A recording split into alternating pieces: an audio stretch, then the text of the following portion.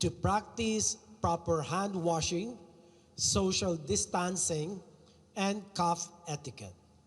We call on the public to be vigilant and continue doing their part in containing the disease.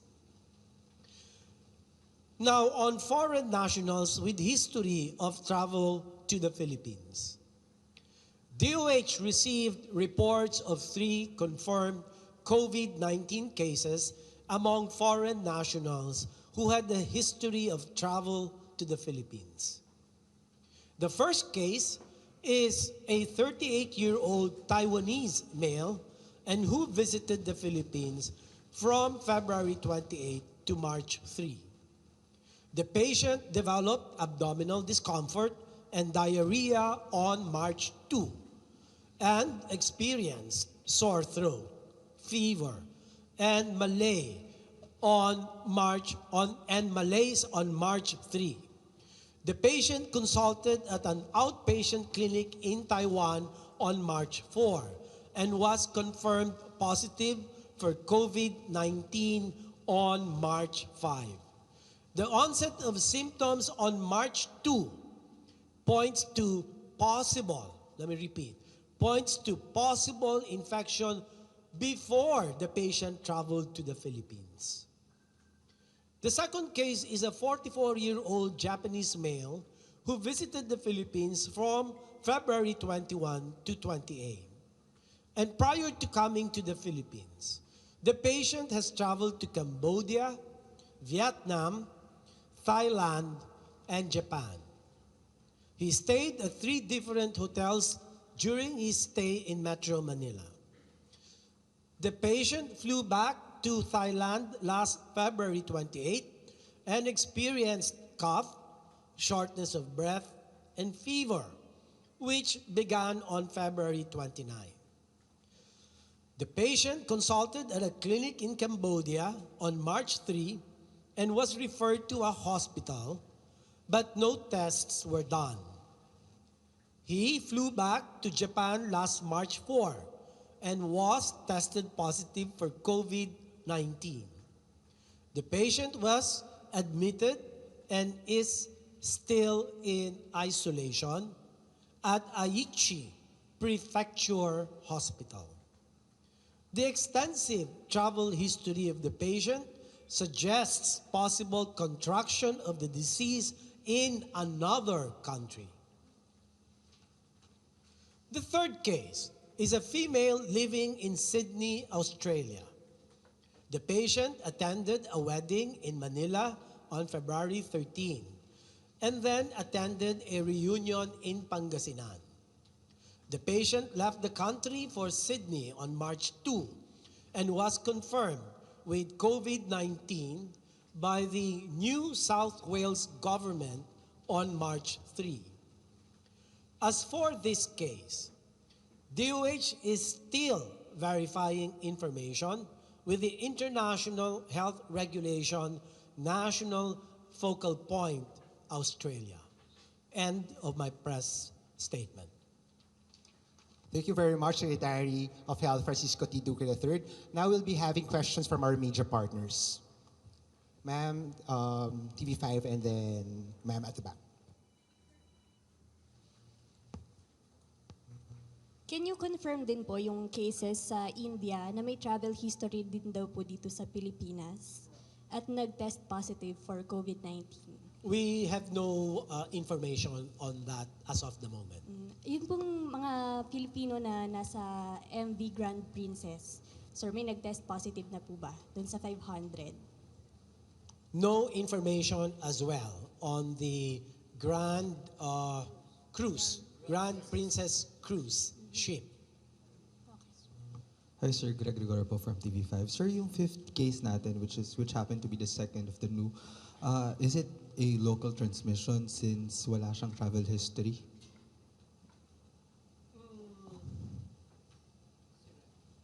It can be considered as a local case. And what measures are we doing, sir, considering that it could be a local transmission? Well, as I have said earlier, we're doing contact tracing for not just the fifth, but also the fourth case. And the samples have also been collected from the close contacts. So the DOH, again, is in close coordination with the various local government units to ensure concerted, coordinated action on identifying persons who had interaction with these confirmed cases, number 4 and 5.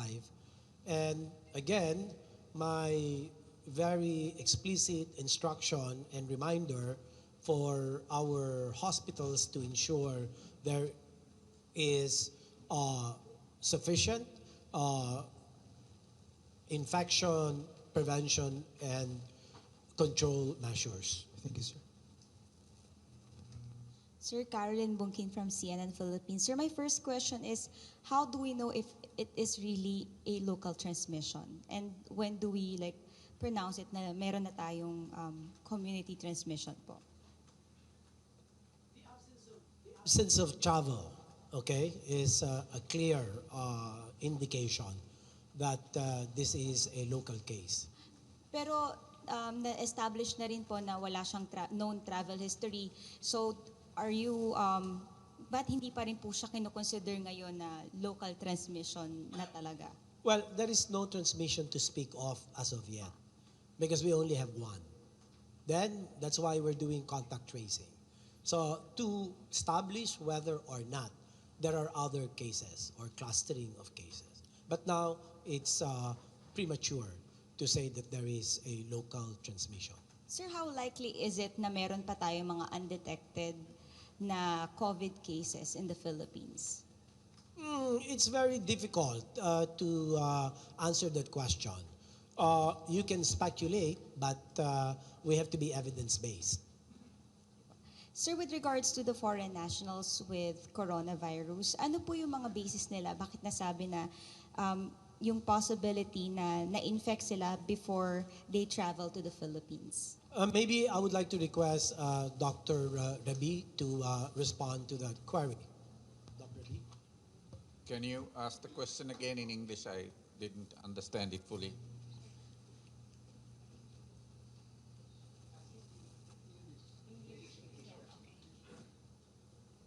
Sir, what are the considerations? What made the other health agencies say that the foreign nationals with confirmed COVID-19 cases got infected before they went to the Philippines? Well, we are looking at the history, the case history of the two cases that were referred to, and the incubation period points to possible contraction of the disease, as Secretary Duque mentioned, before travel to the Philippines in the case of the Filipino, in the case of the Taiwanese national, because that person spent just 4 days in the Philippines, and on the 4th day the person was symptomatic. And we recognize that the incubation phase for the disease is known to be between 2 and 14 days, but in the majority of cases it's 6 to 7 days. So it's very likely that this person possibly got infected either before travel or during travel to the Philippines. So the timelines point to possible earlier infection. In the case of the second, the 44-year-old Japanese, that person has been traveling extensively between many countries for occupational reasons. And so it becomes very difficult to localize and say just because the person was in Philippines that he got infected in the Philippines. We need to recognize that he spent several days in Cambodia, several days in Vietnam. He traveled through Thailand, spent some time, and he has been going in and out of Japan also. So the infection could have actually happened in any one of these countries.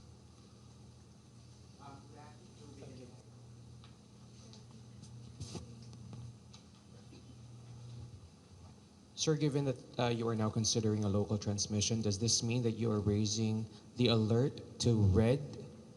And what does this imply, sir, if it's already red?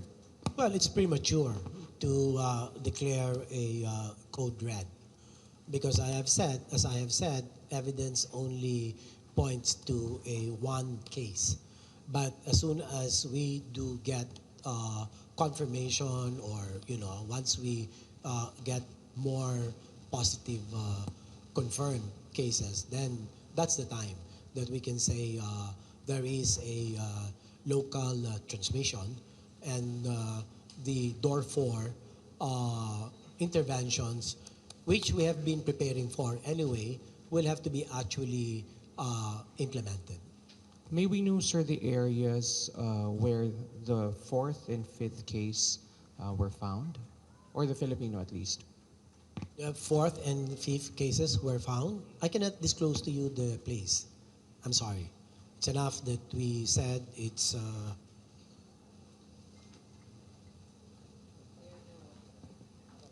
they're in RITM right now. That's what we can say. How difficult will the contact tracing be at this time, given that there are 3 foreign nationals who traveled here who may have passed on the infection? And so you're now looking at 5 people tracing the location of, or the people who may have had contact with them, with the 5 people? Can I ask ASEC Vergeri to respond to the query? Yes, sir. Since we are looking at 5 separate individuals that we are considering for contact tracing, meron na pong binuong 5 teams ang Department of Health para matugunan itong pagtitrace natin ng mga nakasalamuhan ng mga taong to. So we have mobilized our epidemiologic and surveillance units in our Center for Health Development Metro Manila para i-lead itong mga teams na ito para magawa natin yung contact tracing for all of these identified individuals. Pero ano kaya yung magiging challenge dito, ASEC? Will this be different? Will this be treated differently from the past contact tracing procedures yung sa 3 naunang positive cases? Protocols will still be the same. No, we have standard guidelines and protocols pag gumagawa kami ng mga ganitong procedure. Pero syempre, iba't ibang sitwasyon sa bawat individual ang meron tayo sa ngayon. So we have 3 foreign nationals apparently in their country already. Babalikan lang natin yung mga nakaraan nilang pinuntahan at mga nakasalamuha. And for these 2 patients or these 2 identified positive cases here in the Philippines, magkakaiba rin ang sitwasyon. No? So we will have different situation, but definitely standards and protocols will still be the same. Mas marami yung kailangan i-contact trace this time compared to the first? Yung nauna po sa atin dati, no, ito ay 2 na pasyente o 2 positibo na nag-umpisa tayo mag-contact tracing. Dito ngayon, we're talking about 5 individuals. Merong iba't ibang period of stay dito sa Pilipinas yung foreign nationals, tapos meron din mga iba't ibang pwestong pinuntahan. So we need to be as extensive as possible so that we can try to trace everybody, no, na nakasalamuhan itong mga taong to. Sir, saan po posibleng nakuha nung 5th case yung infection, and may initial number na kayo ng na-contacts nyo na doon sa 2 cases na bago sa Pilipinas? The contact tracing is ongoing. Okay, so we cannot give you a figure right now.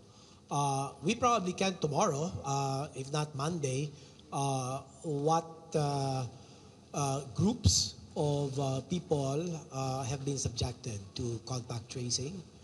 How the 5th case got the COVID-19, we really don't know. And that is the reason why we're doing contact tracing, is to be able to find out the source, if at all possible.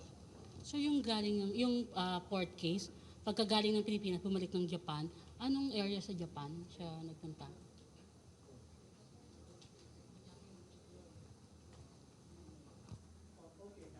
That's the lawyer.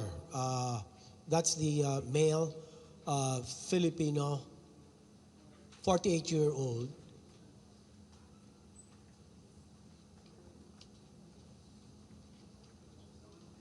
So again, the question is,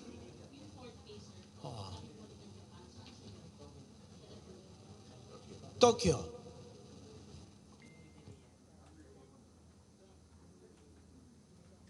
Sir, may we know of the profile nitong fifth case? Ano ho ba siya? Health worker ba siya? Yung sa San Juan po. We don't have that information as of now, except that he is a 60-year-old male. 62-year-old male, I'm sorry. Okay? So that so far is the only available information, Do we have other than those that I have already mentioned. Do we have a recommendation to close down temporarily po itong prayer hall given na likely na doon niya nakuha yung COVID-19? Dr. Rabi, please. So that's why the secretary was asking for his contacts who've been there, if they are to contact the numbers, the hotline numbers that we asked, because we want to establish whether there are other people who are having clinical signs and who are possibly infected. The mere presence of one confirmed case does not mean that we need to close down the prayer halls, right? We need to understand whether this was an isolated infection which happened somewhere in the community farm, somebody who was mildly symptomatic or asymptomatic, or whether there is a clustering of cases with his contacts. And that's what the services are, the RESU services are now looking into.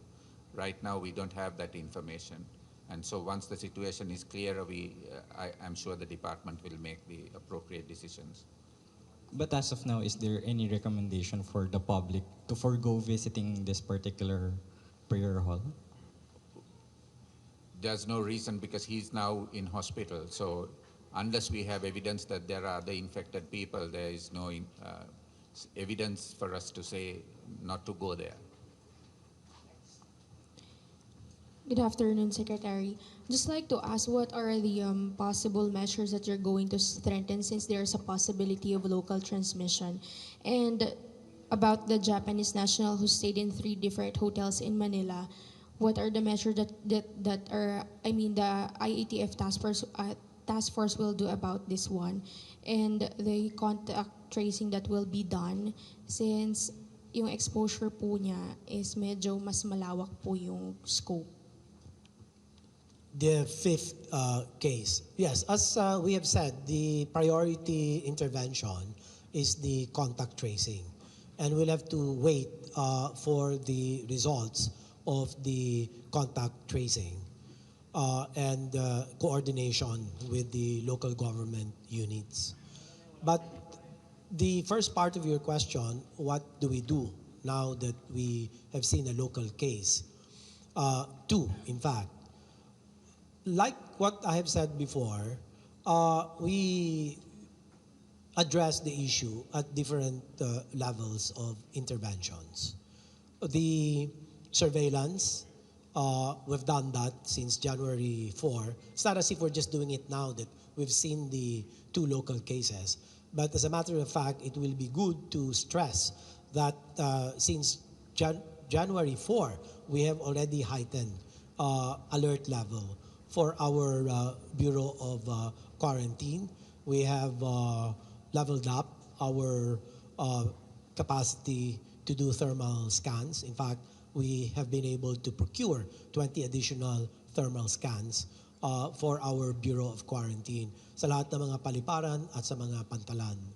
Then next, of course, would be at the level of the isolation, early detection of cases. And when we talk about this, what comes to mind is our laboratory capacity building that has begun since last week of January. If you recall, our tests were sent to Melbourne, Australia. And until about January 31st, we were able to establish our own testing capacity at the RITM. And I'm glad to let you know that at this point, we do have about 4,500 tests that we can perform. So we hope to increase the stocks of testing materials, the RNA primers, the reagents and the extraction kits. Okay. Now, for I have already thoroughly discussed the contact tracing. Let me go to best practice clinical management or case management. And this is why it's very important that our hospitals, not just the public hospitals, but the private hospitals as well, have been given the guidelines in terms of the clinical best practice management of individual cases of COVID infection. And also highlighting the importance of infection prevention and control measures. In fact, the WHO has sent experts to help us do an assessment of our first public hospitals insofar as their IPC is concerned, or infection prevention and control protocols are concerned. Which of course, this will be shared to the private hospitals para pareho yung level of quality of case management. And of course, the prevention intervention, I think you've been bombarded with what is known as the non-pharmaceutical public health measures, such as hand washing, cough etiquette, social distancing, and other interventions that will strengthen the resistance of the individual so that if and when they do get the infection, this will be limited for the large part to mild cases. You see, it's very important that after the preventive measures, the mitigation measures must also be put in place, which means that, again, the best practice clinical management of individual cases of COVID-19 infection must be up to par, because we don't want them getting into a serious or critical conditions where the likelihood of death is increased. So we have to be very, very sure about our best clinical practice management. Follow up lang.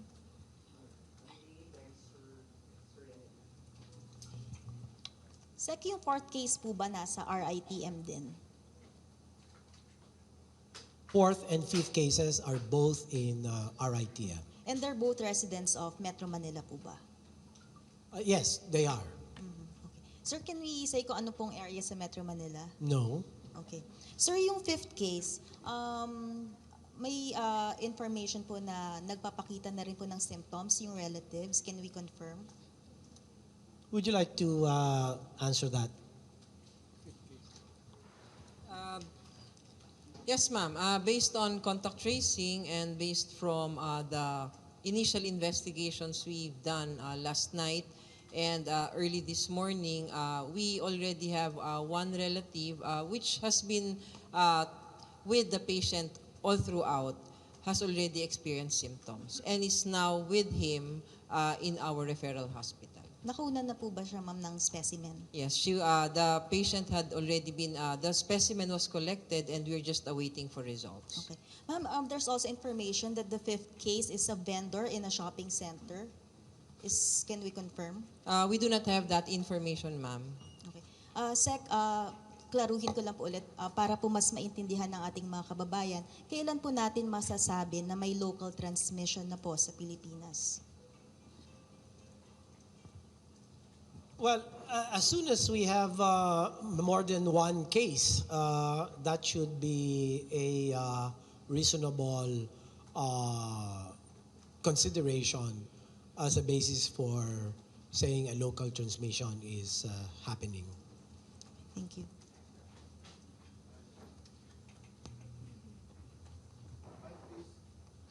So, magandang hapon po.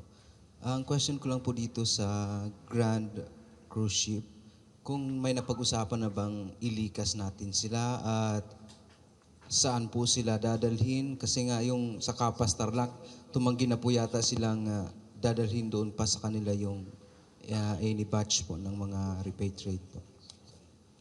As of this time, we have not received any request for repatriation or any assistance. So I think that's all that we know as of now.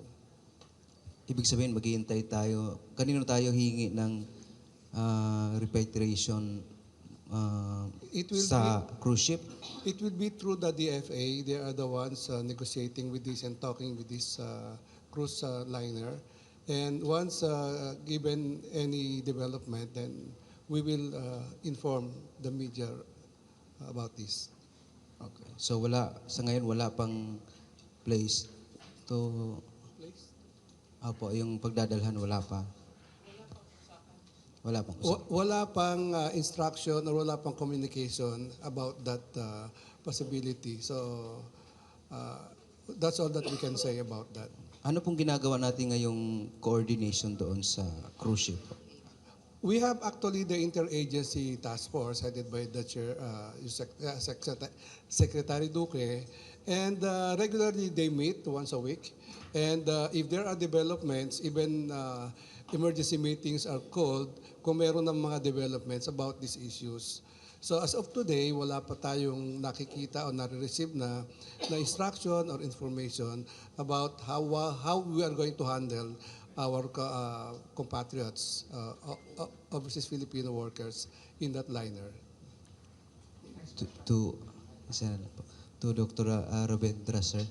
Sir, my concern is also with the thousands, hundreds of Filipino who are now stranded on a cruise ship in California.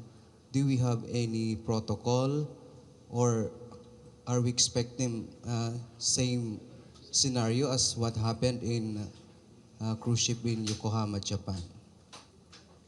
We cannot comment at this point of time because we haven't the information on what's happening on the cruise ship. We have heard reports of a few cases there, but beyond that we don't have the information, and nor has there been any official communication with the DOH or with WHO. Thank you. Good afternoon po, Isa Umali from DCWB. Ngayon po na meron tayong new confirmed case ng COVID-19, for sure meron naman tayong mga kababayan na magwo-worry at bibili, hahanap ng mga face mask. Meron na po ba kayong solution dito? Thank you. Ulit-ulitin ko, pagka wala naman na sakit, hindi naman kinakailangan magsuot ng face mask. Iwan na po natin yung mga face mask para po sa atin mga health workers na sila po talaga ang frontliners sa pangangalaga ng ating pong mga may sakit. So ako po ay nakikiusap, yung po mga nagbabalak na magsuot ng mask ay hindi po kinakailangan kung wala po kayong karamdaman. Ito po ay pwedeng isuot lamang kung meron kayong karamdaman, at kung may karamdaman naman kayo, huwag na po kayong gumala sa labas. Manatili na lamang kayo sa inyong mga tahanan at doon kayo mag-face mask para hindi naman mahawaan ang inyong mga kapamilya. So ulitin po natin, ang face mask ay para unang-una sa lahat ang ating pong mga healthcare workers.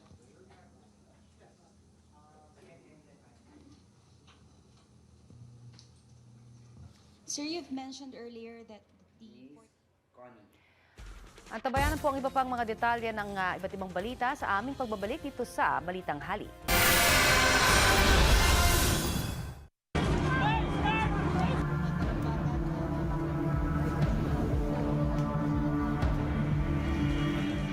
Gumulong na ang investigasyon ng Special Investigation Task Group ng PNP kaugnay po sa helicopter crash sa San Pedro, Laguna kahapon. Mula po naman sa Laguna, may ulat on the spot si Chino Gaston. Chino? Connie, kasalukuyang nagpupulong si PNP Deputy Chief for Operations Guillermo Eleazar sa mga taga-Civil Aeronautic Authority of the Philippines o CAAP at maging mga taga-Air Force Safety Office para malaman kung anong dapat gawin sa nasirang helicopter bilang bahagi ng isinasagawang aircraft crash investigation. Si Eleazar ang tumatayo ring hepe ng Special Investigation Task Group para tingnan ang sanhi ng pag-crash ng isang taong gulang pa lang o higit kumulang isang taong gulang pa lang na Bell 429 helicopter. Nalulan sina PNP Chief Archie Gamboa at iba pang mga police general. Pinostehan man ng mga pulis at kinordon ang buong crash site. Kailangan malaman daw kung ano-ano ang mga panuntunan pagdating sa evidence handling ang dapat gawin sa isang aircraft crash investigation. Batay daw kasi sa international standards, kailangan dalhin ang buong sirang helicopter sa PNP hangar at doon i-reconstruct at pag-aaralan kung ano ang naging aberya. Aminado si Eleazar na ngayon lang gagawa ang PNP ng ganitong uri ng investigasyon. Kaya kailangan ng tulong ng ibang ahensya ng gobyerno. Hindi rin gaya ng mga commercial airlines at malalaking eroplano, sabi ni Eleazar, walang black box o data recorder ang bumagsak na helicopter. Kadalasan sa mga aircraft investigation, makikita at maririnig ko ni sa black box o flight data recorder ang huling pag-uusap ng mga piloto, pati na ang bilis, taas at direksyon ng aircraft, pati ang iba pang datos mula sa makina bago ito bumagsak. At yan ang latest mula rito sa Laguna. Balik sa inyo, Connie. Yes, Chino, matanong lang natin, baka meron na silang pahayag kung kailan malilift yung grounding ng lahat ng PNP helicopters? Alam mo, isa yan sa pinag-uusapan ngayon, Connie. Kasalukuyang nasa loob pa rin ng pulong itong sila General Eleazar at maging yung mga kinatawan ng Civil Aeronautics Authority of the Philippines. So isa yan sa pinag-uusapan dahil hindi naman pwedeng indefinitely grounded yung mga helicopter. No? Alam natin, iba-ibang classic na helicopter ang meron ng PNP, bagamat hindi tayo sure kung ilan ang operational ngayon. So, isa yan sa mga minamadali, no? Kasi vital din no, ang operation ng mga helicopters para sa ating kapulisan sa buong bansa, lalong-lalo na sa mga anti-insurgency operations at maging sa mabilis ang pag-deploy ng mga personnel. Chino, nabanggit ba kung meron tayong tinitignang timeline sa pagbigay ng resulta nitong investigasyon? May mga hinahabol ba tayong timeline tungkol dyan? Well, nabanggit nga kanina ni Police Lieutenant General Eleazar na walang timeline tayong sinusunod dahil wala namang hinahabol sa investigation. Hindi naman ito tulad ng isang criminal investigation na kailangang matapos kaagad at may mahuling salarin. Ito ay dapat daw dahan-dahan at masuri ng husto no? Dahil kaligtasan nga ng ating mga aircraft or helicopters ng PNP ang nakasalalay dito. So walang timeline. Pagkamat siyempre, aapurahin din no, na sa lalong madaling panahon ko ni matanggal mula rito sa crash site ang helicopter at agad mailagay sa isang ligtas at secure na pasilidad gaya ng isang hangar para ma-preserve yung evidence na kailangang tingnan ng mga aircraft investigators. Alright, maraming salamat sa iyong update sa amin, Chino Gaston.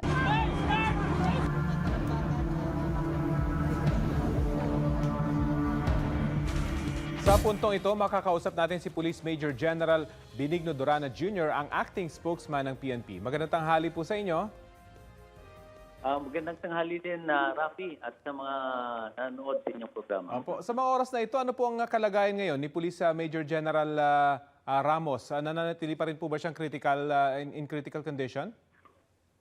Nasa ngayon ay nasa unstable condition pa rin po si General Ramos.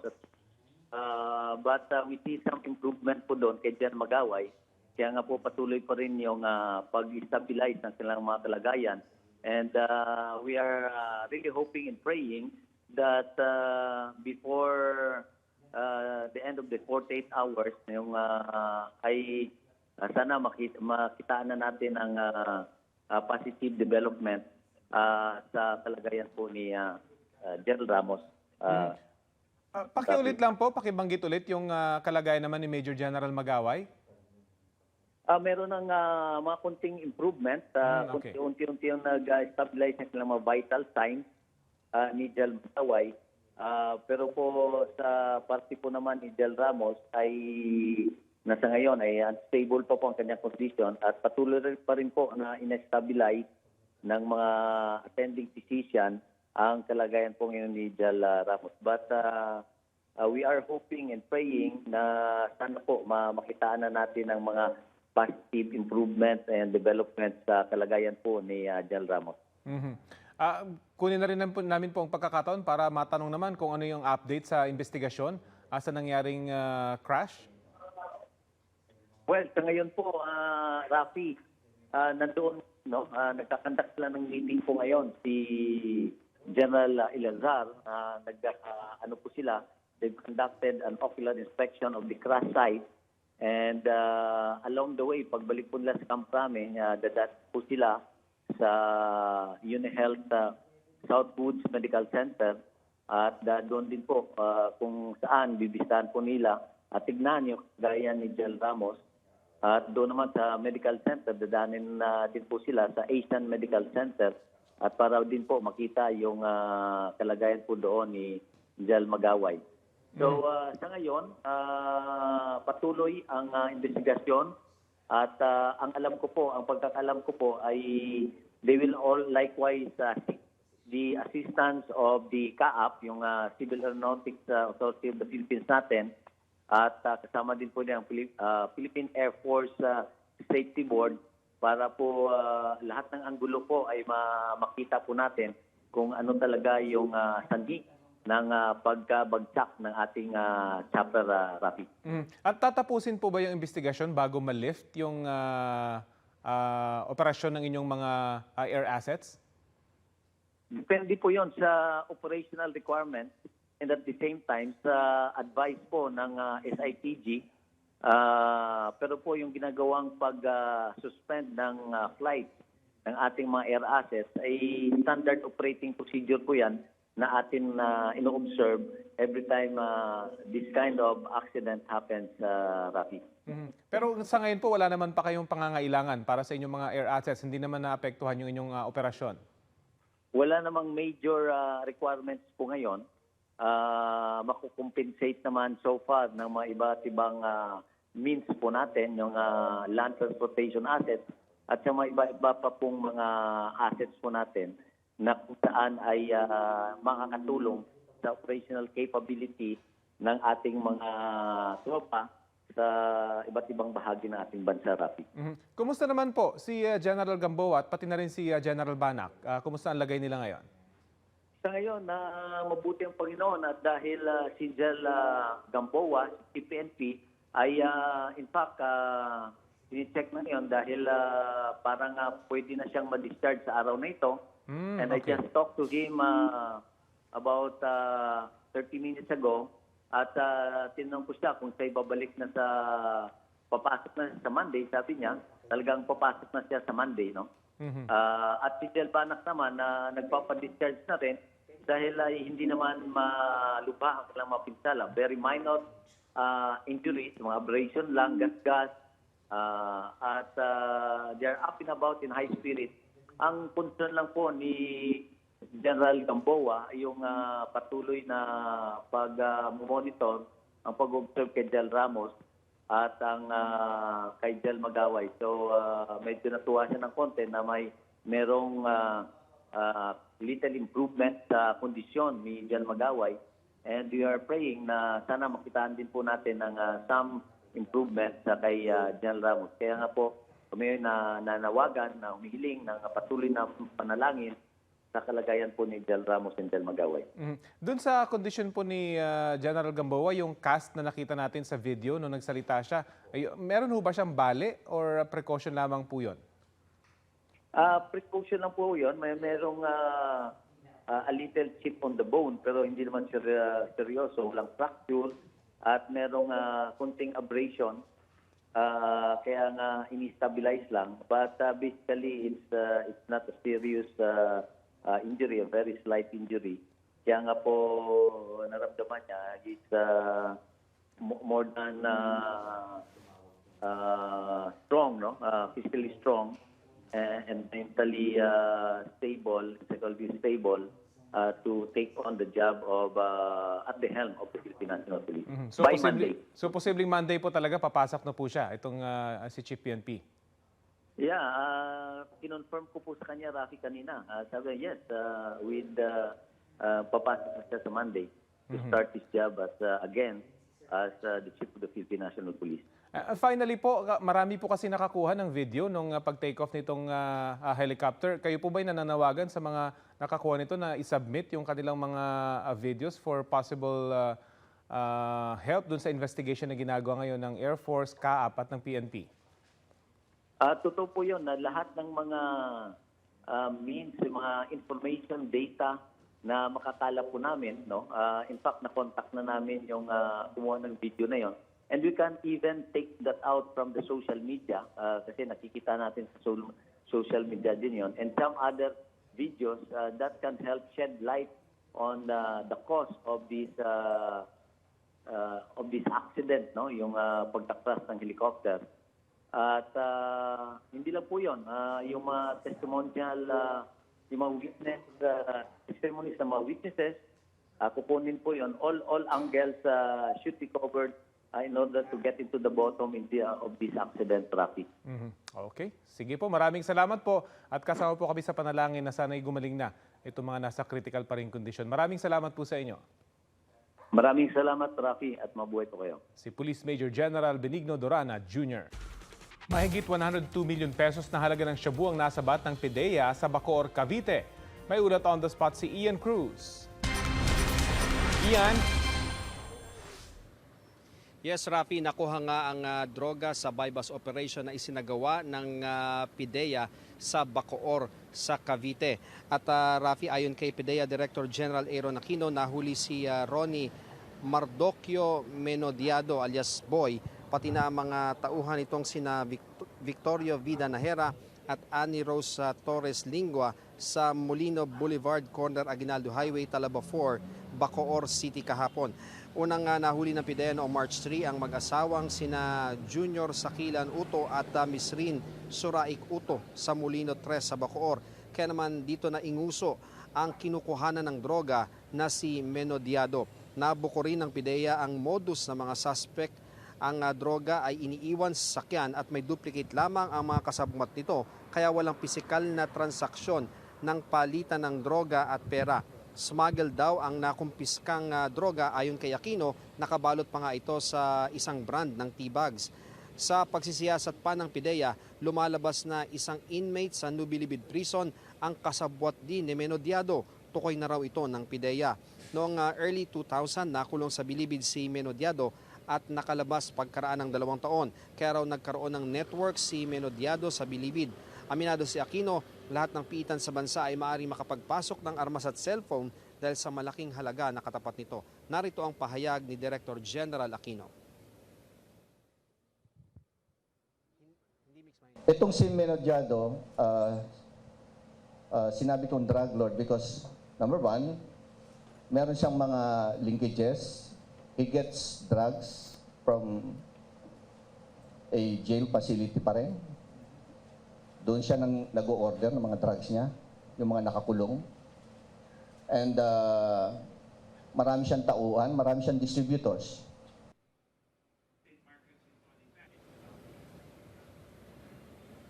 Rafi, doon naman sa malaking halaga ng pera na itinuturing nga na dirty money na ipasok sa bansa.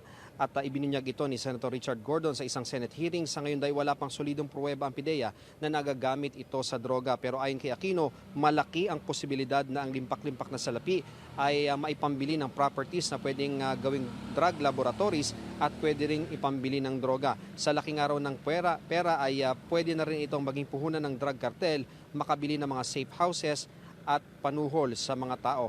Kaya naman, Rafi, ang panawagan ng PDEA sana ay mas maigting at malalim na investigasyon ang gawin sa nasabing mga dirty money na pumasok sa bansa dahil napakalaki raw ng implikasyon nito sa seguridad ng ating bansa, Rafi. Ian, dun sa nahuling suspect, na-determine ba kung yung contact niya doon sa prison facility ay doon talaga nanggagaling yung droga or doon lang siya umorder at nanggagaling sa ibang source itong mismong droga, Ian?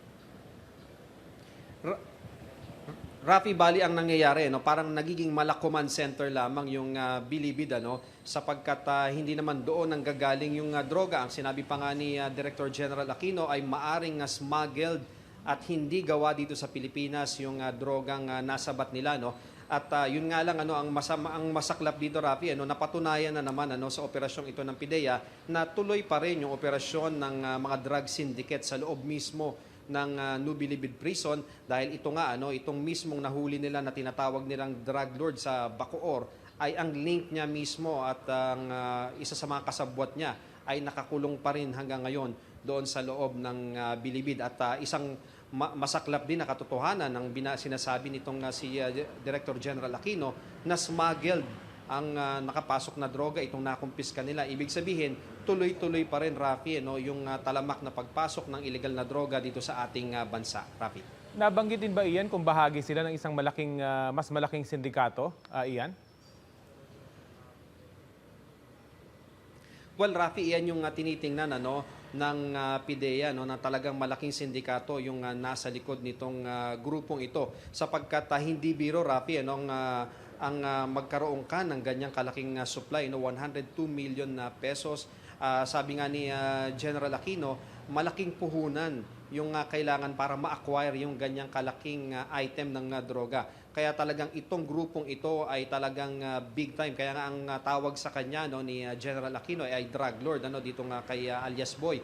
Pero nung hinga naman natin ng pahayag, itong nahuling suspect ay tumanggi siya na magbigay ng anumang pahayag tungkol nga dito sa kanyang partisipasyon sa pagtutulak ng illegal na droga, Rafi. At panghuli na lamang, Ian, gaano kalawak daw yung distribution area nitong suspect na nahuli? Diyan lang ba sa may Cavite area o mas malawak pa yung kanyang pinagdadalhan nitong mga droga? At ano yung concern ngayon ng PDEA diyan sa kalaking kahalaga ng nakumpiska nilang droga? May mas malaki pa kayang nasa labas ngayon at hindi pa nakukuha, Ian? Yes, Rafi, actually tinanong nga natin kung parte ba itong droga na ito nung nakumpiska doon sa yung naipuslit doon sa magnetic leafer na nakalusot sa Bureau of Customs. Iyan daw ay aalamin nila, pero so far yung galamay niya na nahuli, yung mag-asawa na unang nahuli doon sa Molino sa Bacoor, ay doon din ang kanilang trading area, ibig sabihin sa Cavite ito, pero Rafi, sa ayos ngayon o sa tindi ngayon ng maraming mga dinadaanan ngayon nadadaanan ng Cavite papunta sa iba't ibang mga lugar, at kaya naman hindi rin isinasantabi ng PDEA na hindi lamang doon sa Cavite na ititinda yung mga droga na hawak nitong grupong ito. So dahil nga marami ng highway, Rafi, na bagong gawa na papunta at paalis ng Cavite, ay maaaring hindi lamang doon nakakonsentrate yung sentro ng operasyon ng grupong ito, Rafi. Okay, maraming salamat, Ian Cruz. Sa iba pang balita, sa mga nais pong mamili naman mga sariwang gulay at strawberries galing Benguet, ilang magsasaka ang mismong magbebenta nito sa Luneta. At may ulat on the spot si Isa Avendaño Umali ng Super Radio DZBB. Isa. Connie, sa Luneta Park, bumabaha ngayon ng mga gulay na mga tanim at inanim mismo ng ating mga magsasakang Pilipino. Lahat ay mula pa sa Benguet at iniluwas dito sa Maynila. Samut-sari ito, may carrots, patatas, pipino, broccoli at cauliflower, may mga sayote rin, repolyo at kamatis na pawang mabibili mula 30 pesos hanggang 70 piso kada kilo o mas mura pa kumpara sa palengke o supermarket. Patok naman ang strawberries na fresh. Mismong ang mga magsaka mula sa Benguet ang nasa Luneta para magbenta ng kanilang mga produkto. Ang aktibidad ay inisyatibo ng The Veggie Drop-Off na isang non-government organization sa tulong ng Old Manila Eco Market bilang tulong sa mga magsaka, lalo't sobrang baba na ang presyo ngayon ng mga gulay pero maraming supply. Sa kabutihang palad din ay maraming volunteers na tumutulong sa pagluwas ng mga gulay gaya ng pagpapahiram o pagrenta ng truck o sasakyan. Bukas itong bilihan ng mga gulay hanggang sa maubos ang mga supply ngayong araw at mayroon pa hanggang bukas para sa panibagong supply. May proseso naman para sa mga bibili, kailangan nilang pumila, bibigyan sila ng form at pagpasok ng kanlungan ng Sining o Artist Haven Garden sa Luneta, ang mga customer ay mayroon lamang 10 minuto para makapamili ng kanilang gulay. Limitado naman ang mabibiling gulay o minimum ng 1 kilo kada gulay at maximum ng 2 kilo bawat klase. Kabilin-bilinan din ng organizer sa mga dadayo, magdala ng eco bag o sariling bag o bayong. Ang mga PWD o senior citizens naman may discount din basta't magdala ng kanilang ID. Samantala sa mga hindi makakadayo sa Maynila, mayroon ding kalintulad na aktibidad sa Quezon Memorial Circle bukas, March 7, alas 7 ng umaga hanggang alas 7 ng gabi, at sa March 8, araw ito ng linggo, alas 7 ng umaga hanggang alas 3 ng hapon. Kaya bili na ng mga gulay mula sa Benguet na healthy pa, mura na at makakatulong sa mga magsasaka. Connie? Maraming salamat, Isa Avendaño Umali ng Super Radio DZBB. Mga kapuso, nagpa-concert for a cause ang ilang Pinoy sa the Netherlands para makalikom po ng pondong pantulong sa mga naapektuhan ng pagputok ng Bulkang Taal noong Enero. Narito ang mainit na balita.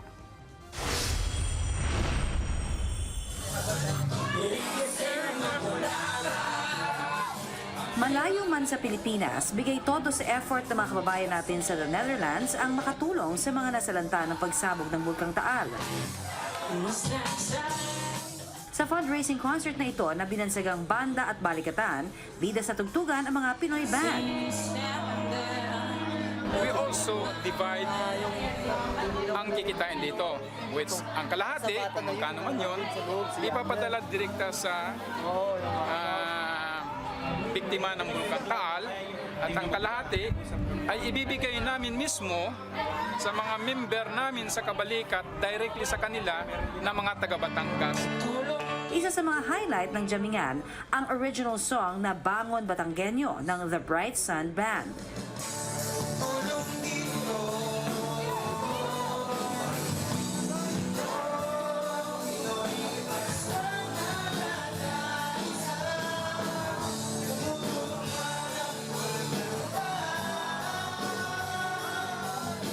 Pati foreigners nakisabay rin sa pagkanta.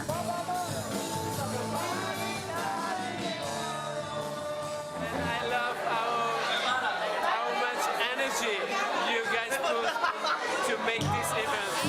Pinaka-message po namin is kahit anong mangyari sa ating mga Pinoy, laban tayo, babangon. Guest performer din sa tugtugan ng half Pinay, half Dutch na si Pilar Uriel.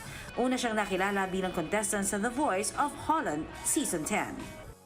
Actually, it's the first performance I've done since The Voice. Yeah? I'm so happy I got back on the stage because I had so much fun tonight. Okay. And I think the Filipino crowd just gave me so much energy.